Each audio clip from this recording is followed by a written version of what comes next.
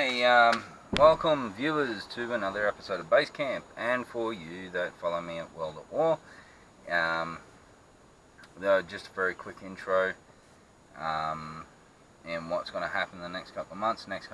Next month we will see 4 episodes of Base Camp, but we'll only have 2 camps next month, and for the following month I think it is, until school holidays again, and then when we will start seeing some bigger camps as well coming up during the school holidays coming up later this year. I will be doing a how-to segment for the base camp, how to set up a hoochie, mozzie net, all that sort of stuff. What to do if you're in this situation, what to do in that situation. So we'll cover all the angles. I do apologise for saying a lot.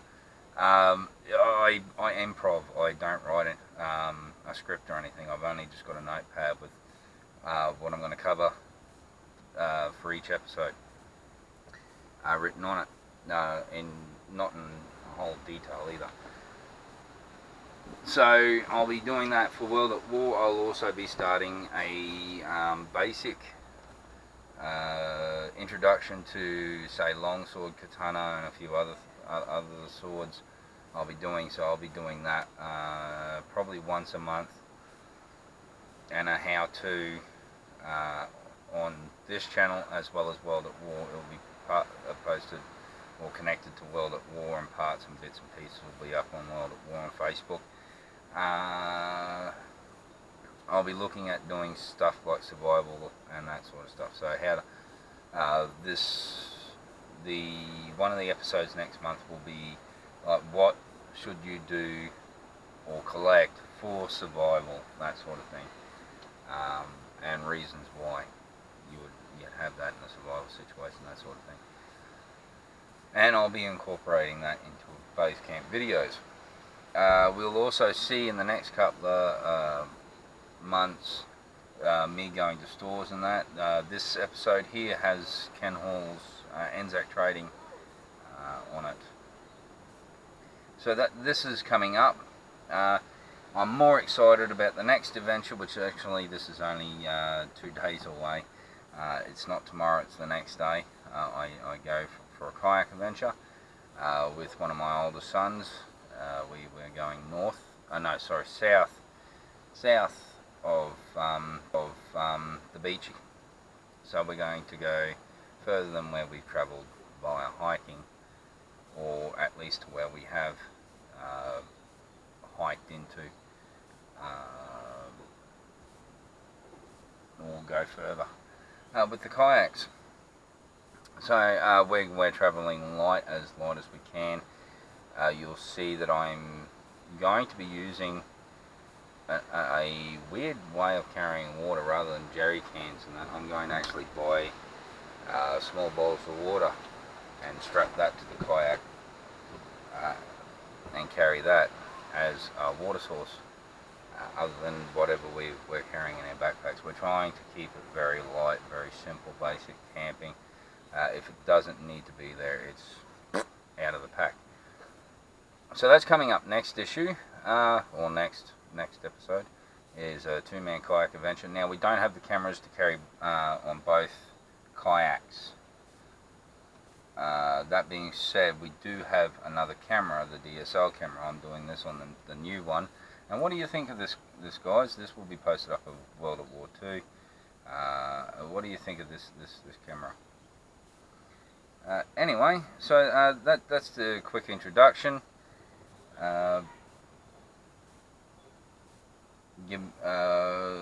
Coming up next is a kit review. Actually, I don't have the kit with me now.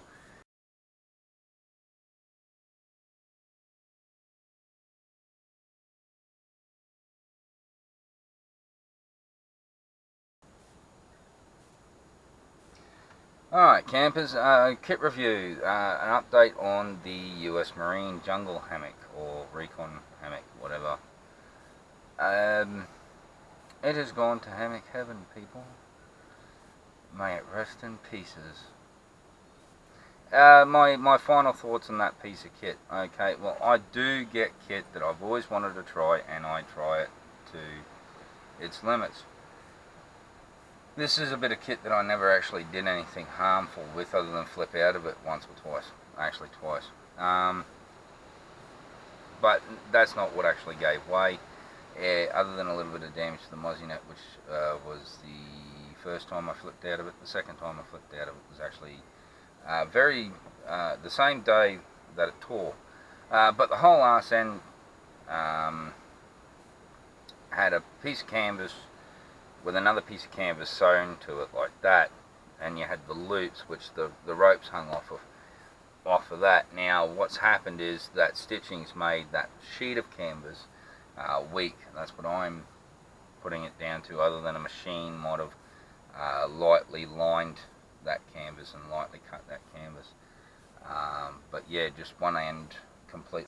Alright guys, just a quick update on the hammock system. The arse end tore out last night around about 12 o'clock. The hammock is dead. I repeat, the hammock is dead. It was good while it lasted. It was very comfortable. I didn't need to bring a pillow and that sort of stuff. I spent my night with my daughter in that tent there.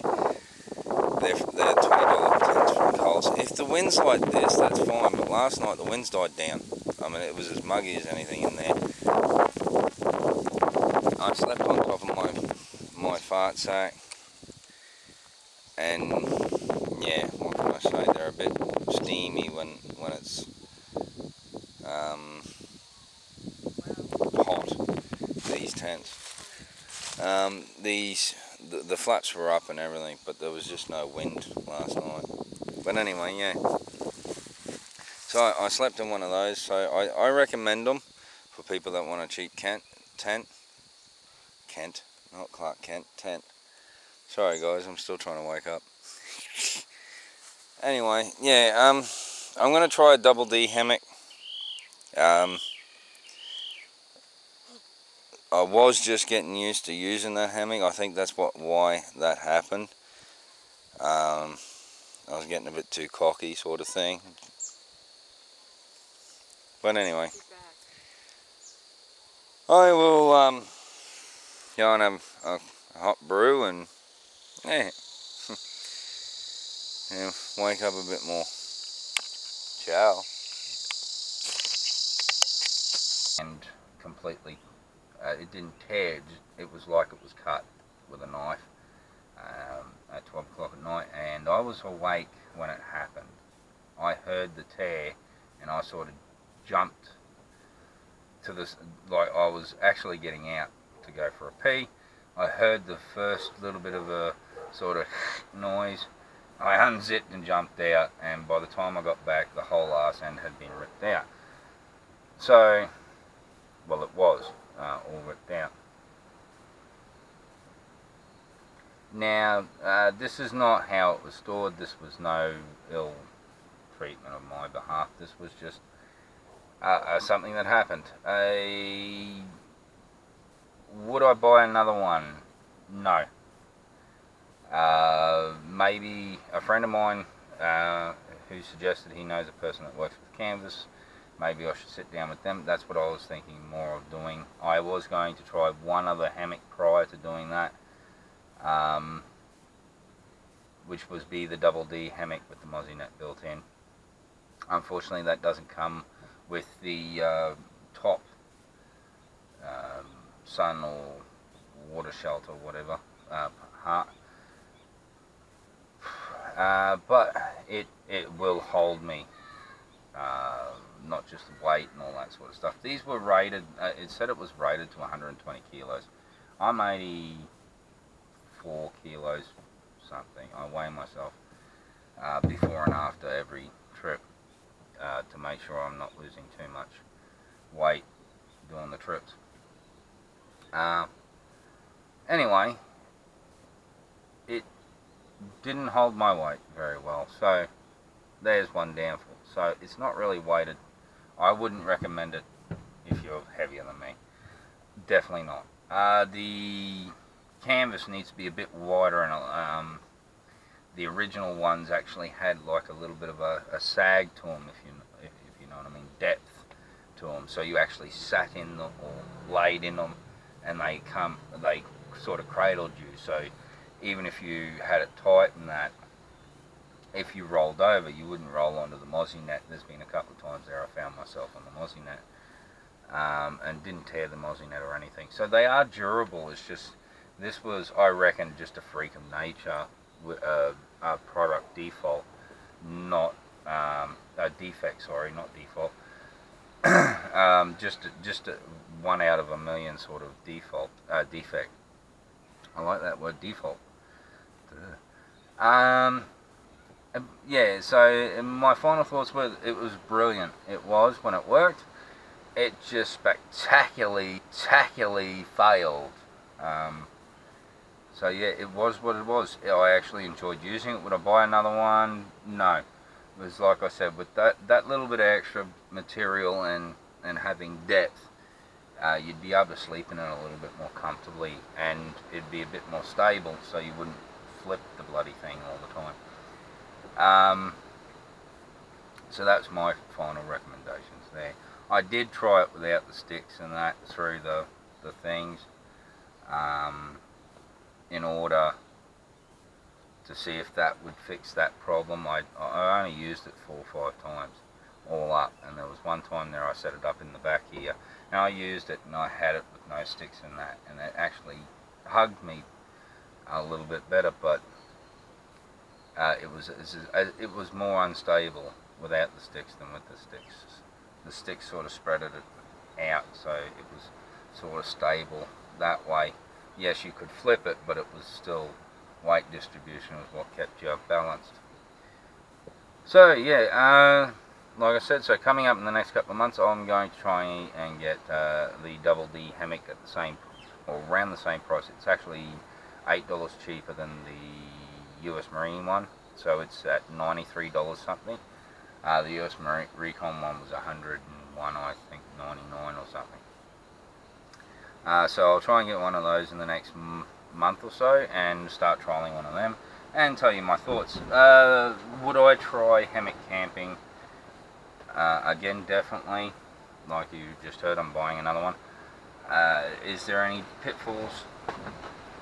A slight little pitfall with insulation, but with the Double D hammock, it's got a 2 pocket, so you can slide a spoof mat in there.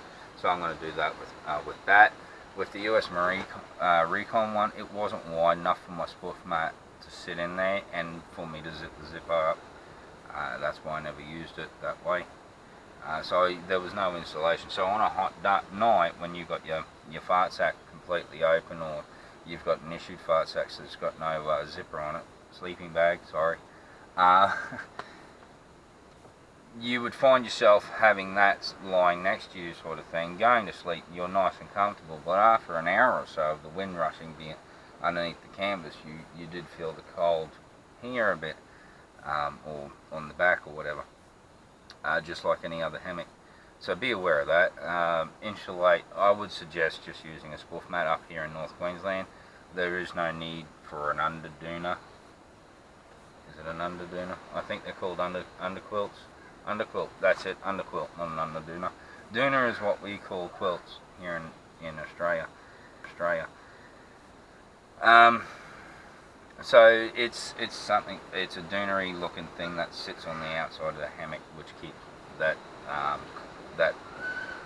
insulation there, rather than actually having the cold come away from there. So it is a bit more of a hassle to use a hammock.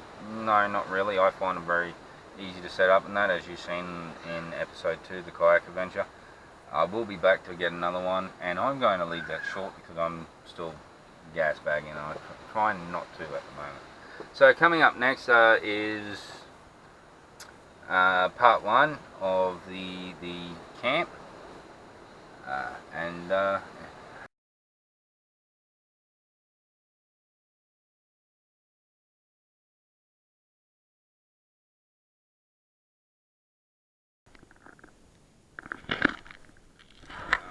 this one's recording.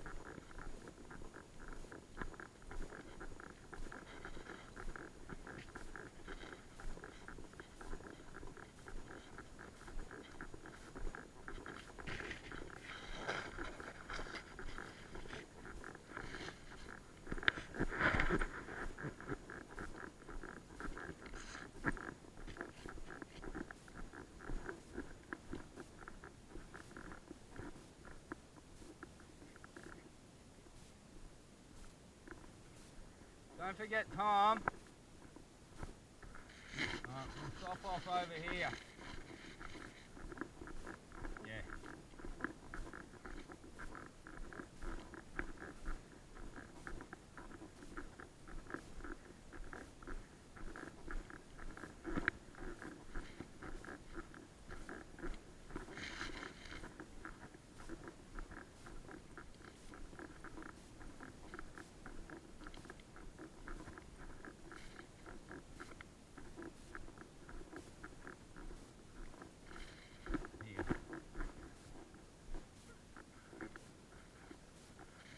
We're not here yet.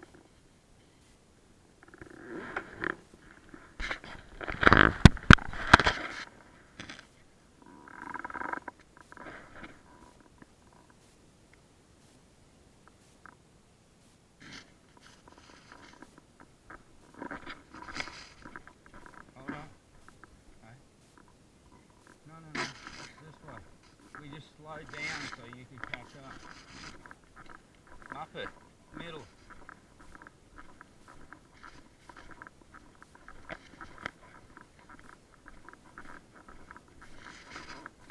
You want to take the inland route or go around where we normally go?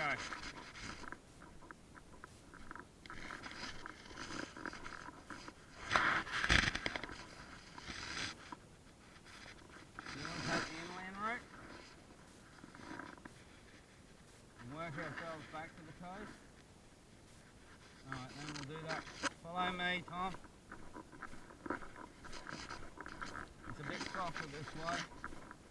But listen to exactly what I tell you and where to walk. Walk in a single line. Walk where I walk.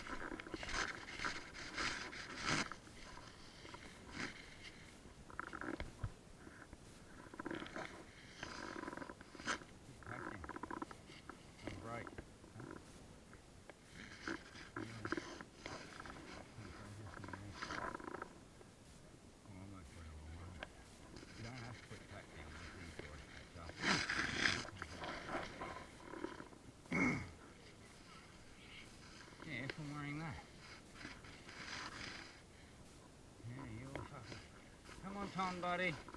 You can do it.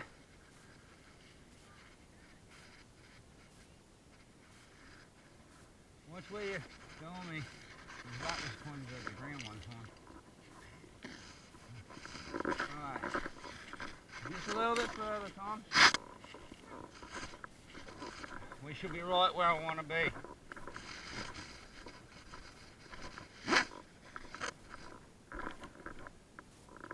Okay, I know this place now.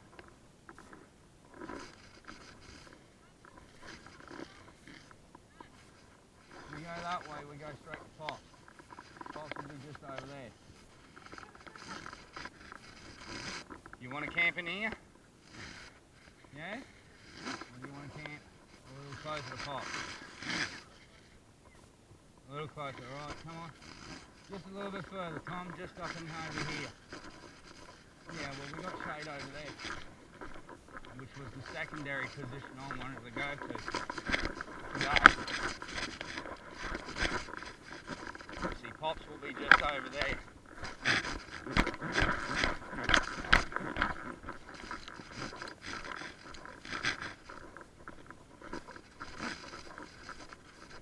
I'm camping here.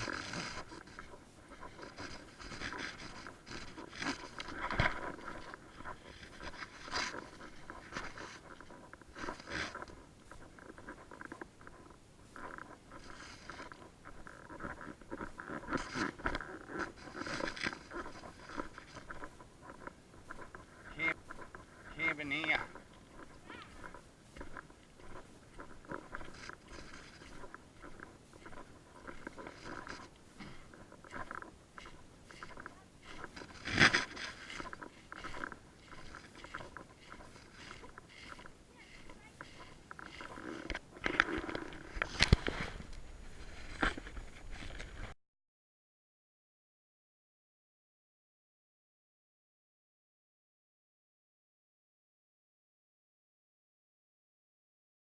And welcome campers, this is Ken Hall from Anzac Tradings here in Home Hill on 8th Avenue. We've had to shut the door here, but he's always welcome for you to come in and have a look at the shop. He sells militaria and camping stuff. Look at this World War I nurse from the Red Cross. Yeah. So come in, have a look. He's got a good collection of gear. If you have a look up on the roof, most people do miss this, he's got all the different gear. And one thing I'm going to point out, as I mentioned in my last video, that's the new chest rig that the Australian Defence Force gets issued. Right there. So he's got it all from, and there's the new webbing kit too. As you can see, from World War I right down through to Vietnam, all the way through to the modern kit he's got up here. So come out. He's got a lot of different stuff. This is the exact same Russian camouflage uniform I've got at home. They're $80, I think, aren't they, Ken? What's that? The Russian uniforms. Yep. And they are proper Russian uniforms. So, just check out his store. Come in, have a look. He's always welcome to have a chat. He's got a nice big military collection. For all yous that like military, and for yous that have got kiddies, he's got some stuff for the kiddies as well. So, make sure you come and check out his shop and support a local.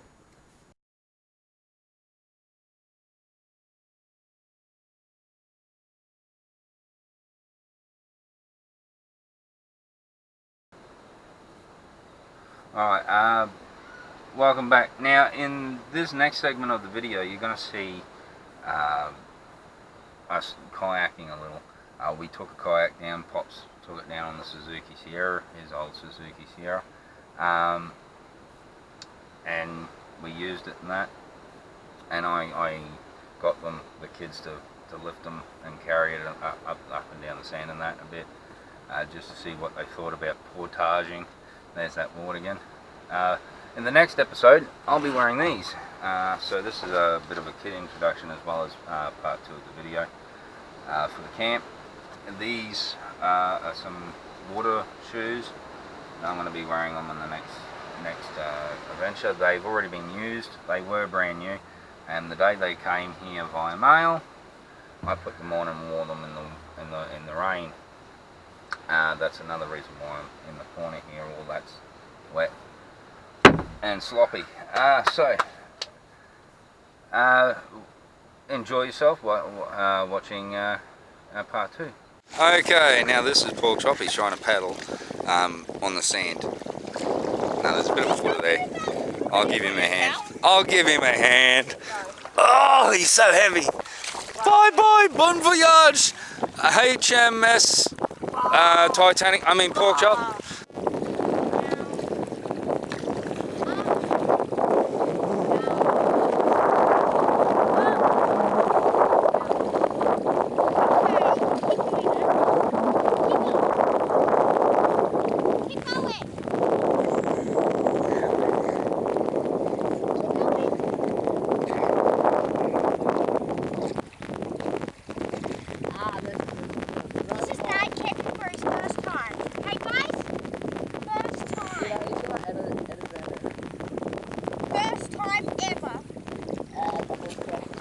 I see him.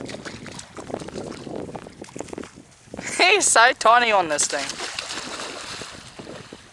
Then zoom it in. That's what Dad did for you. Did he? He zoomed it in. How? Yeah, that's just what you can go there. That thing. Right. Yeah.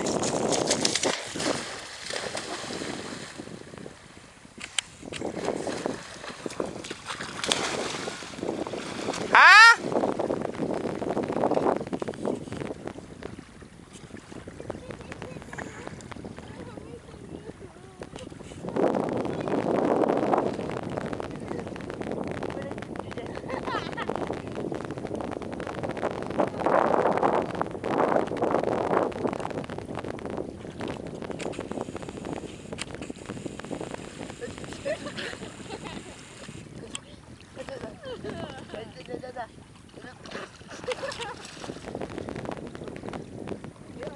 And he's on his way back.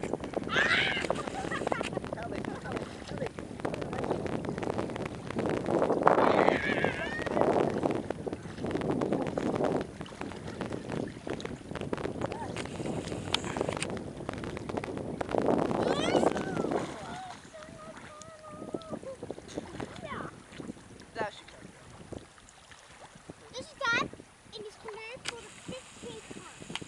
He's done this before. Haven't you done this before? Yeah. Ah!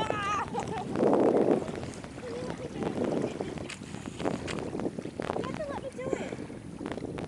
Only a little bit. Yeah, you gotta do it. You gotta do it. Yeah, I gotta do it. That's an awesome camera!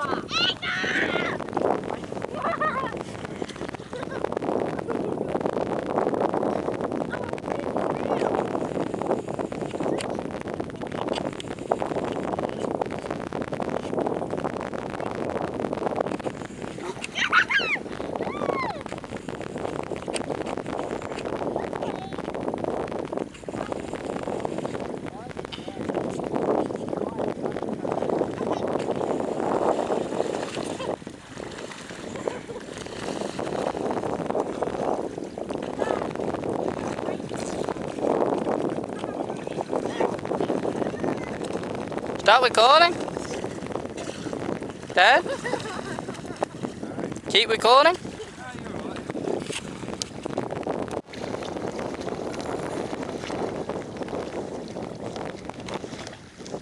There's Monkey, and the kayak's getting used. Now we didn't hump it in with that thing.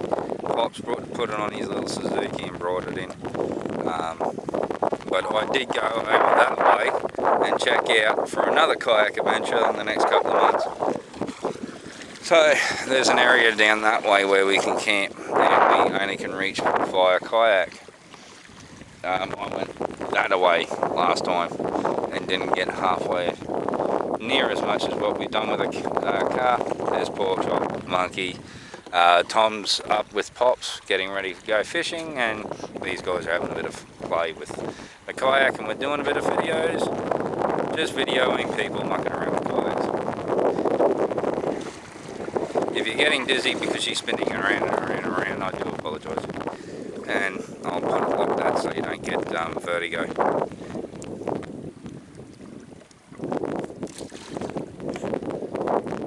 And we're going to turn it off right now.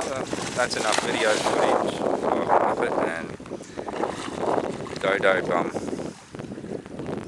No, that's it. You're definitely that monkey off of War for the Planet of the Apes. You know that one? Ooh, ooh, ooh, ooh, ooh. Oh, I got something. Comes back. I'm okay. I'm okay.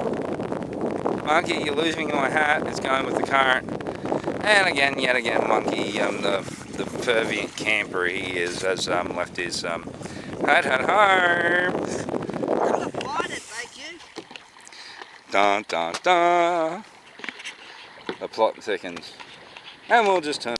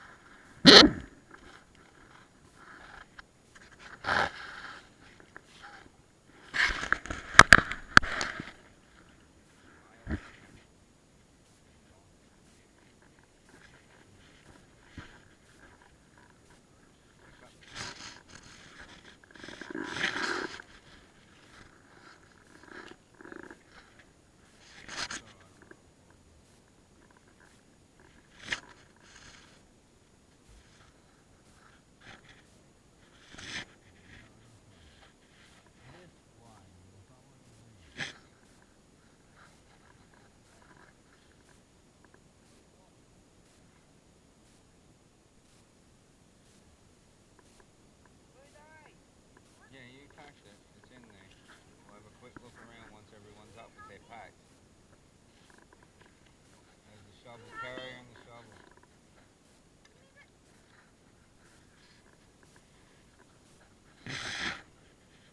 You carry that off and I'll carry yours.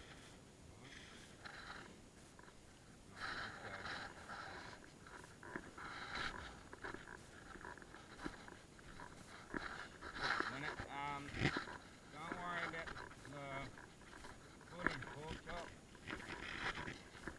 Yeah, just keep a hold on the camera. Don't carry it in your pocket because it'll bang the shit out of your knees.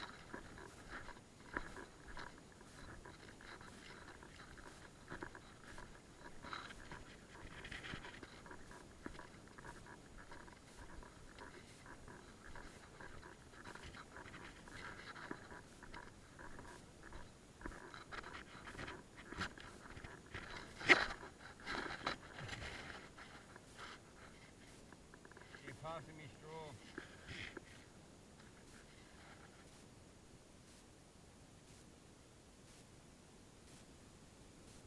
No, you got to pull it back through the other side of his pack so you can get to it. Let it go, Tom.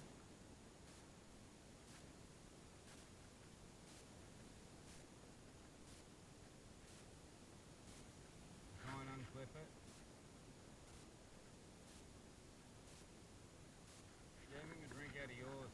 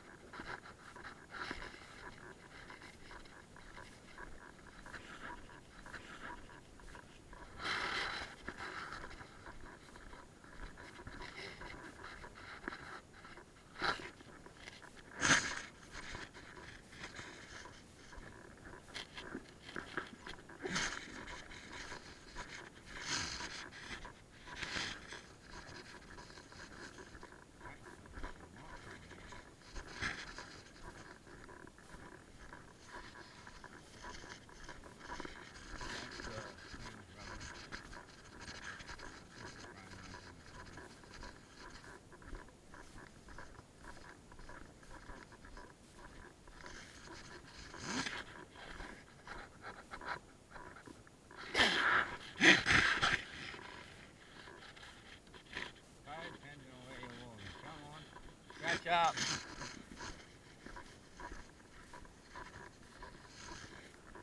You're lagging way too hard.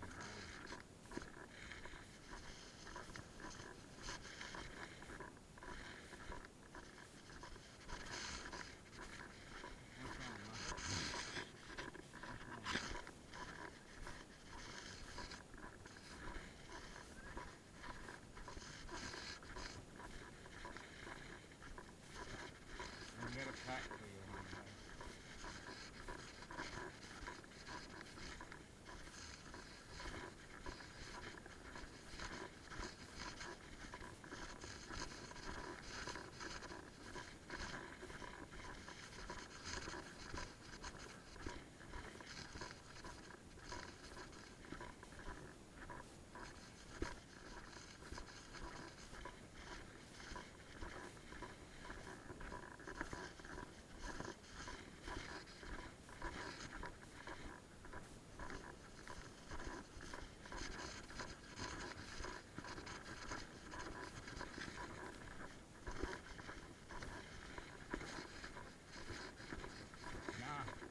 Mum didn't come. I got 8 kids. This is only half of them. Yeah, true.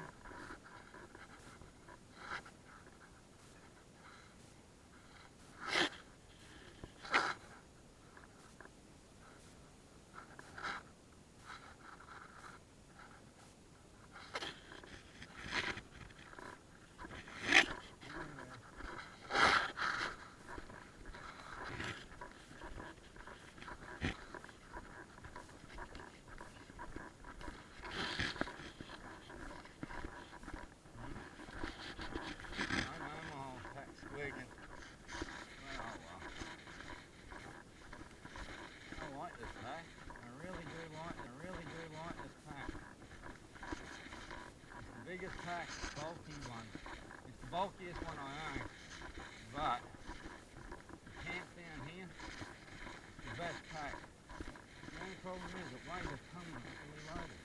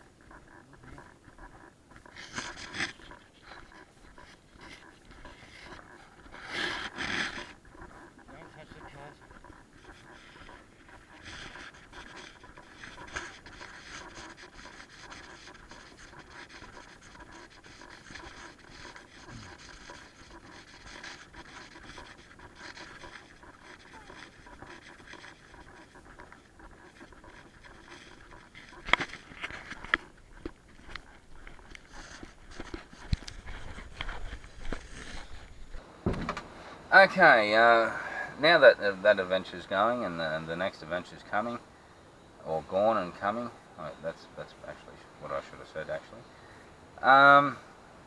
What are my thoughts? It was brilliant. It was great, interesting, little things, and it was a lot of little things. Anything that could go wrong would go wrong. My hammock being one of them. So it was an eventful trip, and I can sit back and laugh at it now. I ended up in a tent that was a shoebox, and this goes to an apology. I was supposed to do a review of 3 different tents, hiking tents. This is one of the tents I was going to review because I would recommend them anyone for backpacking and that. Unfortunately, it was a real muggy night, and there was no breeze. Absolutely no breeze, real muggy, so North Tropical heat, that sort of thing. The compass thermometer thingy said it was around the 28, 29 degrees, and that was when I jumped into the tent with my daughter. I was in a shoebox. I was literally sleeping, bent knee, that sort of thing. It's not long enough for someone like me. So I'd recommend them if they're short people, and that would be part of the 3 tent video, which is going to be coming up next month. I do apologise, I was working on that issue when I did the last video and I accidentally put it in. So I do apologise, or it was the issue before that. I do apologise.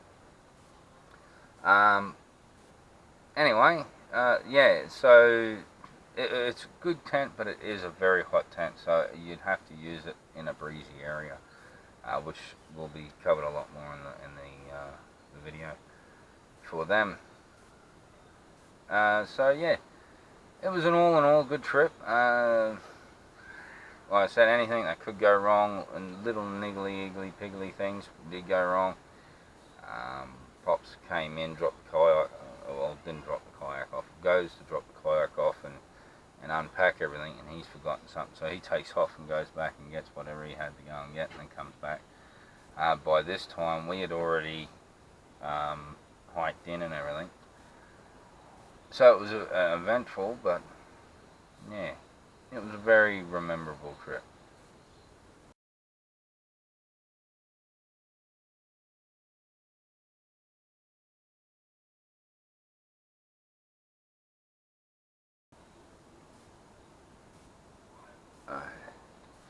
And welcome to WTF Q&A. Alright, happy campers. Last segment of the video. Okay, what do we have on topic? Now, Davo, I did tell you this is a guy from World at War. I've known him since I was a kid. Well, we were kids. Davo, the topic of MREs. Now, I'm going to put a screenshot of the website,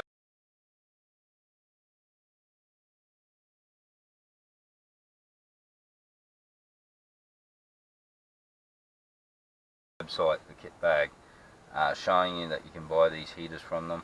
They're about $100, I think it is, for 10 or something. This was a little while ago that I looked at them, and I'm looking at getting a box of ration packs and doing a 4-day trip coming up in the next couple of months, in the next lot of holidays, with the kids. Do a kayak trip, just 4 of us or 5 of us. That's what I'm looking at. So it's either in the middle of the year or in between now and then. We'll do that trip there, but we'll be doing kayak trips as we go along, building up the kayaks that we have. The next one we're getting is an enclosed kayak, only because I'm a bit more of a traditionalist. That's a kayak. I actually call the other ones canoes. I have a habit of calling them canoes, and the reason being is they're open top. Kayaks are closed. But that's just me, traditional, and why I call one the other. So that's not actually a question, that's just trying to explain my babble a little, I guess. I am a little weird, don't get me wrong, anyone is. If you're not weird, you're not doing it right.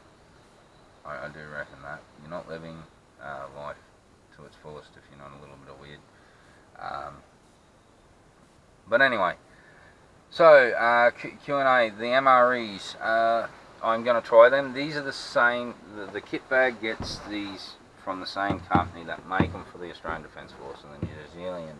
Yeah, I just bit my tongue. Sorry. New Zealand Defence Force, with a few slight changes, like the Rat Pack chocolate that we get in Australia isn't in it because that's specifically made for the Defence Force. It suits its own purpose. Some people say it's got laxatives in it. Some people say it's got constipators in it. When I did my little research into it, it's got laxatives in it because most of the stuff that's in the Rat Pack can bind you up, so therefore they have to give you that chocolate to unbind you. So yeah, anyway, that's my 2 bobs worth on the argument of what it does.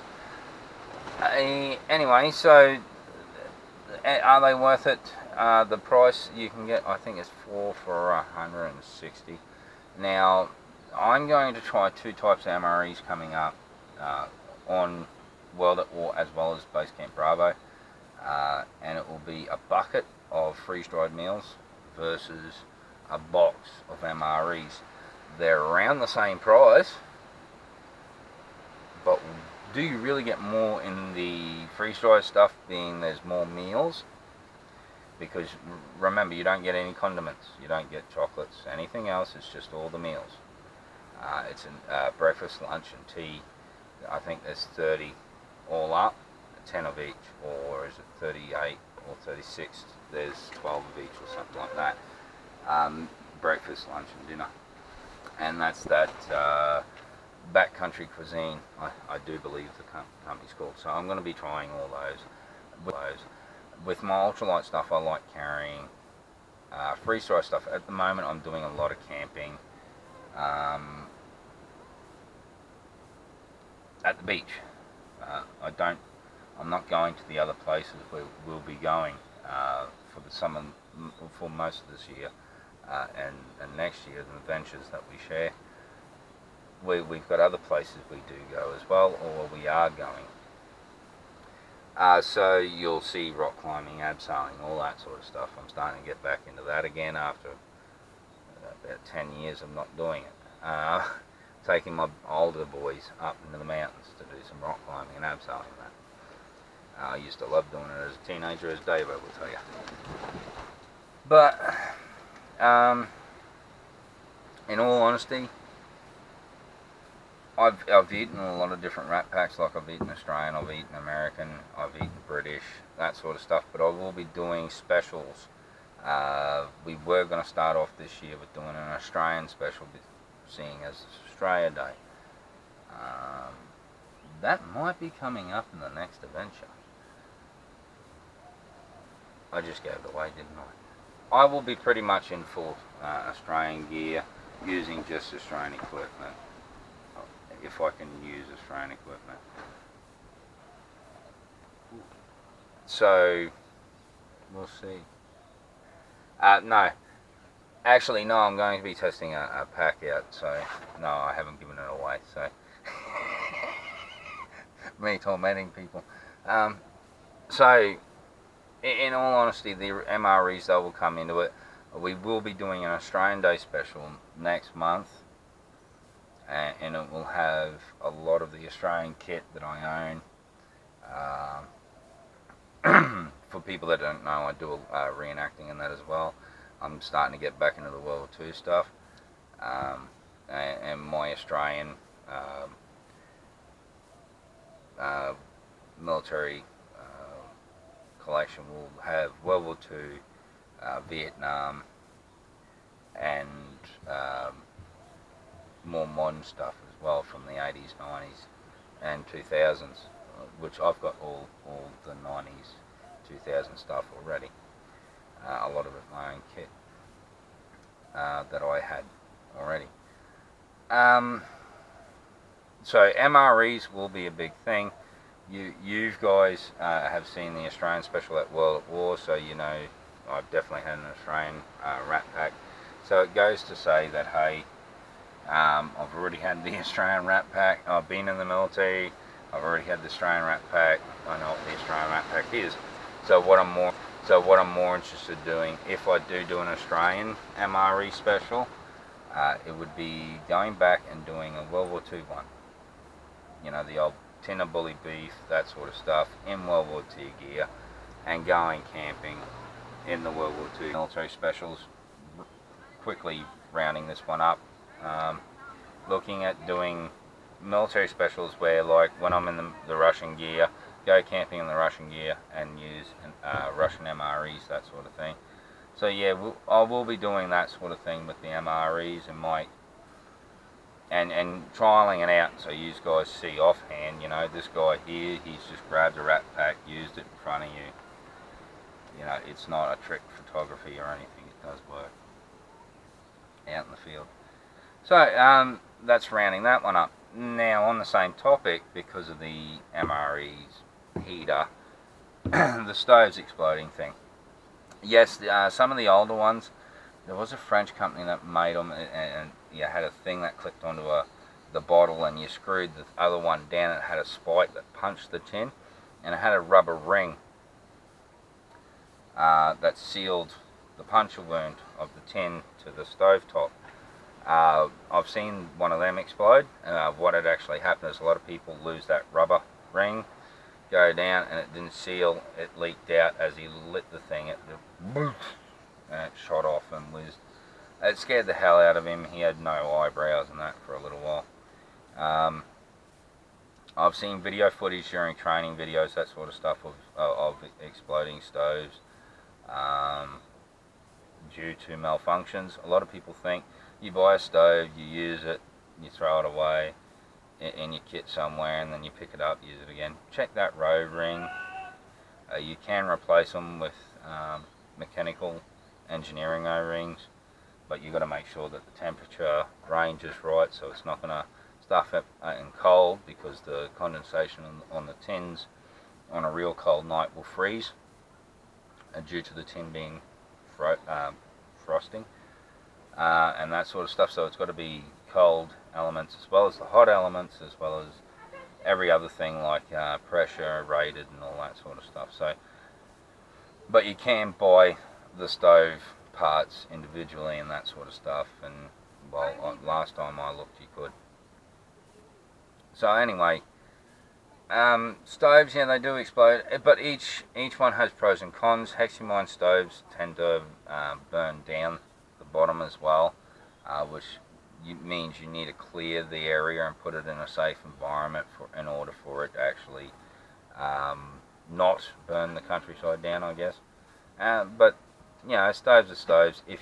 The stoves are like any other part of the kit. If you maintain them and keep them well maintained and ready to use, they should last you years. Mine has, and I haven't done much maintenance on it. I switched the O-ring out a little about 2 years ago.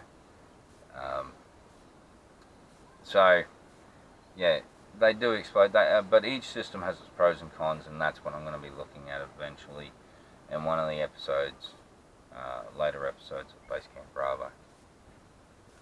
The last question is, do I go anywhere else? Yes, I do go other places. I've already answered this very quickly at the start. I'm not going to elaborate all these other places that I've gone, been, and whatever, because what matters is where I'm going. There's been a place that I've gone once or twice. I'm going to go back and do some video footage in that. I'm not going to tell you exactly where it is. We're just going to call it Training Camp X or something like that. For, let's just say, for peace of mind for the person that owns the area. We're going up to Alligator Creek, do some camping up that way. We're going to go up and do some Bowling Green Bay, I think it is. There's a mountain place that's a resorty sort of area, camping area, where you can go up into the hills and that, and do rock climbing and that sort of stuff. I'm going to be we're going to be doing that. It's virtually, you go to the campsite, you set up your camp, and you can go. There's rock slides and stuff up there and all that sort of stuff. I went there when I was a kid. I'm going up that way and taking all my rock climbing gear that I'm slowly collecting up there with the boys, and we're going to do some rock climbing and abseiling up there, as well as to the camp area. So that's a very good episode you should look out for. There's a lot of other places we are going to go and wanting to go. We're wanting to go down into the snow and do some snow camping, because up in North Queensland here, we don't get any snow, so we don't do any snow camping. So what happens if a reenactor or somebody that is looking at doing a hike trail or something in the middle of winter through a snow pass down south, what are they going to need, basics, that sort of thing. We're going to look at all that sort of stuff and go on an adventure. But I don't know if it's going to be this year or next year, guys. So that is on the cards, and that is definitely something we are planning for. Anyway, so that's all the time I've got left. I've got to start getting ready, editing, and also getting ready for the next adventure, because I've only got roughly 24 hours to get my pack ready. I like having my pack ready before and knowing that I've got everything in there, so taking my time packing it. So I'll be doing that over the next 24 hours, as well as everything else I do. Anyway, have a good one, and see you on your next adventure.